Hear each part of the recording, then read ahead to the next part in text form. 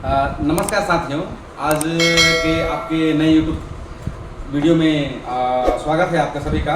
आज हम लोग एक ऐसे व्यक्तित्व या फिर ऐसे हस्ती से रूबरू कराने वाले हैं जो अपने फील्ड के दिग्गज हैं और जो सबसे पहले टीचर थे, उसके पश्चात में लैब टेक्नीशियन, उसके पश्चात में लेक्चरर, उसके पश्चात में CGPSC मेंस में 6 बार अपीयर होना और उसके पश्चात में सेट नेट के एग्ज़ाम क्वालिफाई करना और उसके बाद प्रोफेसर के लिए चयनित होना और इतना लंबा संघर्ष फिर भी सफलता को प्राप्त करना।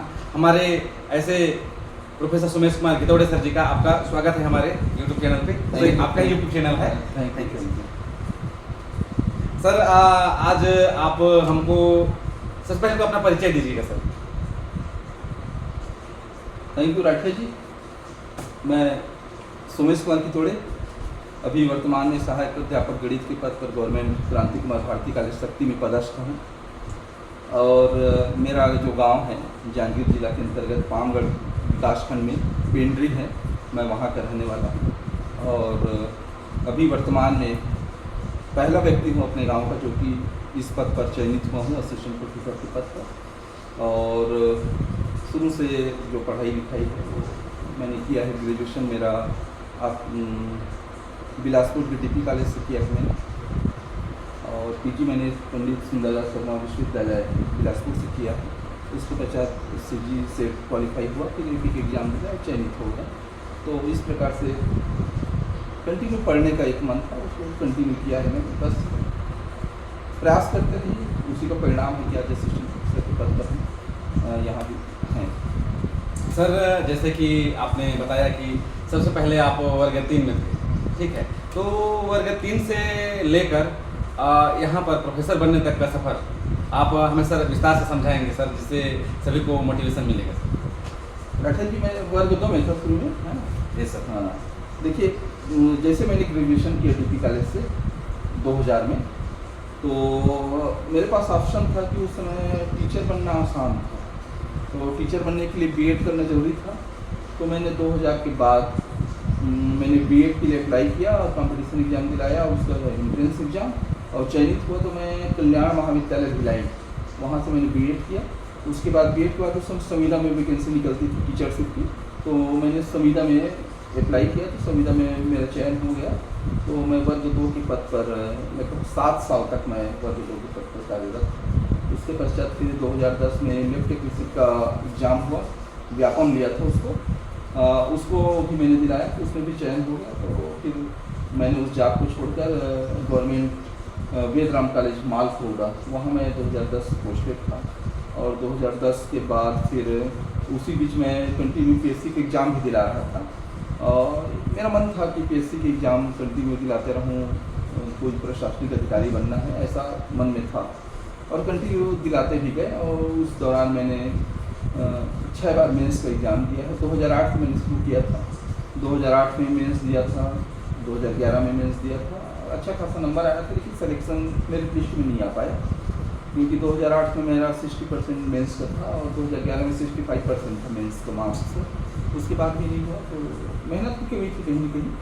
और फिर उसके पश्चात ऐसा दिलाते गए, फिर PG किया, तो ऐसा लगा कि चलो अब क्योंकि मैं कॉलेज में ही था, तो लग रहा था कि कॉलेज में है तो सब प्रोफेसरों को देख रहे थे, तो लग रहा था कि क्यों ना हम भी ट्राई करें इसके लिए, क्योंकि पहले से रुझान तो मेरा प्रशासनिक पे था, उसी में तैयारी कर रहा था। लेकिन अब उसी बीच उसी वातावरण में मैं रह रहा था गवर्नमेंट कॉलेज में, तो लगा कि इस पद के लिए भी सेट एग्ज़ाम होता है, इसको तो जान रहा था, तो चलो इसको ट्राई किया जाए। तो मैंने पहली बार दिलाया सेट एग्ज़ाम। तो उस समय हम लोग उसमें क्या होता था, पेपर वाइज होता था, 3 पेपर होता था और तो तीनों पेपर में अलग अलग पार्ट में पास होना जरूरी था। तो 2013 में मैंने फर्स्ट टाइम सेट का एग्ज़ाम दिया, तो एक थर्ड पेपर था, उसमें मैं 9 नंबर से चूक गया, उसमें पास नहीं हुआ, बाकी सब में हो गया। उसके पश्चात फिर मैंने कंटिन्यू परीक्षा दिलाना शुरू किया। फिर लास्ट में 2017 में फिर उसका सेट का निकला, तो फिर मैं अपीयर हुआ उसमें। तो उसमें मैं फिर उस समय वैसी था पेपर वाइज पास होना, उस कटअप को पार करना, तो उसमें मैं सेलेक्ट हो गया। तो बड़ी खुशी हुई जब रिजल्ट आया सेट का कि देखा कि एलिजिबल फॉर असिस्टेंट प्रोफेसर ऐसा लिखा था। तो ऐसा फील हुआ कि शायद मैं असिस्टेंट प्रोफेसर बन ही गया हूँ, क्योंकि मेरे को अपने पर विश्वास था थोड़ा सा। गणित विषय क्योंकि टफ था, और जो पुराने सिलेक्शन का प्रोसेस देखा था उसमें खासकर हमारे कास्ट में तो बिल्कुल पोस्ट वेकेंट जाता था, बैकलॉग हो जाता था। तो हाँ, उसको देख के मेरे को लगा कि अब शायद मैं असिस्टेंट प्रोफेसर बन जाऊँगा, जब वैकेंसी का बस इंतज़ार था। इसी बीच फिर वैकेंसी आया, क्लियर हुआ। इसी बीच लेक्चरर का भी आया, लेक्चरर का स्कूल शिक्षा विभाग से, उसको भी मैंने एग्ज़ाम दिया, व्यापम देखी, उसमें भी चयन हो गया। और चयन होने के बाद मेरा सिलेक्शन भी हुआ, पोस्टिंग भी हो गया था पामगढ़ विकासखंड में, एक गाँव था हाई सेकेंडरी स्कूल में। लेकिन चूँकि मेरा AP में सिलेक्शन हो चुका था तो मैं उस पर तो ज्वाइन नहीं किया। और फिर आज यहाँ गवर्नमेंट क्रांतिकुमार भारती कॉलेज में गणित विषय के असिस्टेंट प्रोफेसर के पद पर मैं भी पदस्थ हूँ। तो सब के पीछे थोड़ा सा मैं ये अपने छात्र छात्राओं को यही कहना चाहूँगा कि मेहनत है, कंटिन्यू मेहनत, सतत प्रयास करते रहिए। जितना आप प्रयास करेंगे, जितना आप पढ़ेंगे, जितना एग्जाम देंगे, उसका आपको लाभ मिलेगा।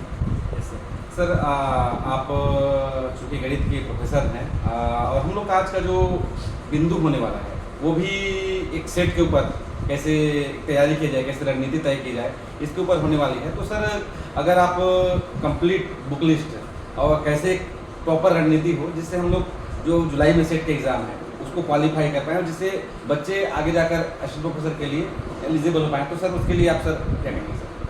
देखिए राठिया जी, और मैं छात्र छात्राओं को भी बताना चाहता हूँ जो भी चैनल को देख रहे हैं और जो अभी CG सेट में अपीयर होने वाले हैं, सबसे पहले तो मैं ये चाहता हूँ कि CG सेट का पूरा आपका प्रोसेस आपको मालूम होना चाहिए कि उसका एग्ज़ाम का प्रोसेस क्या है, सिलेक्शन का प्रोसेस क्या है, ये बिल्कुल क्लियर होना चाहिए। आप नोटिफिकेशन को पढ़ लीजिए। देखिए CG सेट का मैं यदि बात करूँ तो 2 पेपर होते हैं इसमें भी। एक फर्स्ट पेपर है आपका टीचिंग एप्टीट्यूड का है, जो कि 50 क्वेश्चन आते हैं इसमें, और एक क्वेश्चन आपका 2 नंबर का, माइनस मार्किंग नहीं लगता इसमें। तो पहला पेपर आपका 100 नंबर का, दूसरा पेपर आपका 100 क्वेश्चन होते हैं, जिसमें एक क्वेश्चन आपका 2 नंबर का रहता है, तो 200 नंबर का, टोटल 300 नंबर का क्वेश्चन होता है, माइनस मार्किंग नहीं है। अब यहाँ पर मैं आपको बताना चाहूँगा कि पढ़ने के लिए बुक अलग अलग है, तो मैं बुक अभी बताऊंगा, लेकिन पहले मैं बताता हूँ प्रोसेस कैसा होता है। देखिए इसमें सिलेक्शन के लिए UGC ने जो मापदंड निर्धारित किया है, ये क्योंकि UGC के तहत ही चलता है, उसी के रूल्स रेगुलेशन चलता है नेट और सेट। तो UGC ने ये तय किया है कि CG सेट में जितने स्टूडेंट अपीयर होंगे उसमें से टॉप के 6% मेरिट बनेगा, और वो भी रिजर्वेशन के आधार पर, जिसको गवर्नमेंट के रूल के अनुसार जितना रिजर्वेशन है हमारे छत्तीसगढ़ में, उस रिजर्वेशन के हिसाब से वो कट ऑफ निर्धारित होगा।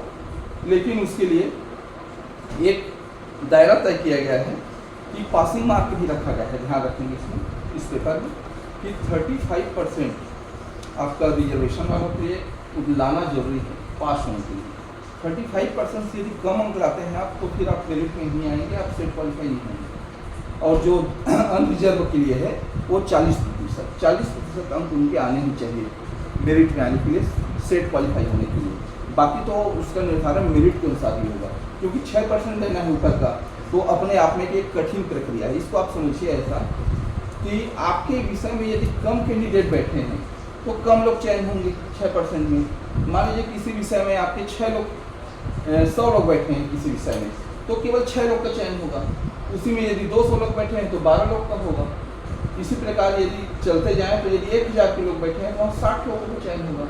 तो इस एग्ज़ाम की एक खासियत है कि जितने ज़्यादा कैंडिडेट बैठेंगे उतने ज़्यादा कैंडिडेट इसमें उस एग्ज़ाम को सेट एग्ज़ाम के लिए क्वालिफाई होंगे। सीधा सीधा फंडा है इसका। तो आप लोग इसको देख लीजिए, क्योंकि जितने ज़्यादा कैंडिडेट बढ़ेंगे उतने ज़्यादा आपका कटअप कि में आप चयनित होंगे। हाँ, ये हो सकता है कि उतार चढ़ाव होते रहता है कटअप में, कि कभी कम कटअप में तो ज़्यादा होना चाहिए चयन, लेकिन ऐसा नहीं होता। कभी कभी कटअप कम गया उसके बाद भी कम चयन होता है। इसका कारण यही है कि उस विषय में, पर्टिकुलर सब्जेक्ट में कम लोग बैठे रहते हैं। और बैठे रहने का भी अर्थ यह है कि वो दोनों विषय में आप अपीयर हो।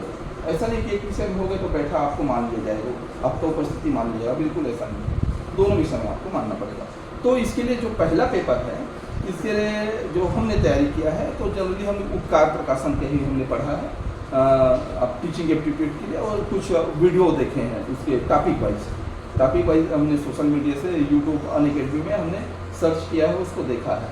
और चूँकि टीचिंग एप्टीट्यूड एक अच्छा ये है तो हमने तो पहले से चूँकि बीएड किया था तो थोड़ा सा उसमें इंटरेस्ट था, तो कुछ आइडिया था, तो उसी को थोड़ा सा मैं तो ये चाहता हूँ कि आप पहला पेपर को थोड़ा सा ज़्यादा प्रेफरेंस दें, आसानी से इसको हल्के में ना लें, क्योंकि आप बहुत अच्छा स्कोर कर सकते हैं फर्स्ट पेपर में, बहुत अच्छा स्कोर। मैंने जब क्वालिफाई किया तो मेरा 60% था फर्स्ट पेपर में, 60% था। तो अभी की स्थिति में मैं चाहता हूँ कि यदि कोई बच्चा तैयारी करे तो 70 से 75% फर्स्ट पेपर में लाए, तो ताकि उसके लिए आसान हो जाए, क्योंकि देखिए सब्जेक्ट ऐसा विषय है जिसमें सब माहिर होते हैं इसमें, तो उसमें कट ऑफ निर्धारित करने के लिए फर्स्ट पेपर बहुत अच्छा है आपको सिलेक्शन के लिए, क्योंकि विषय सब पढ़ते हैं।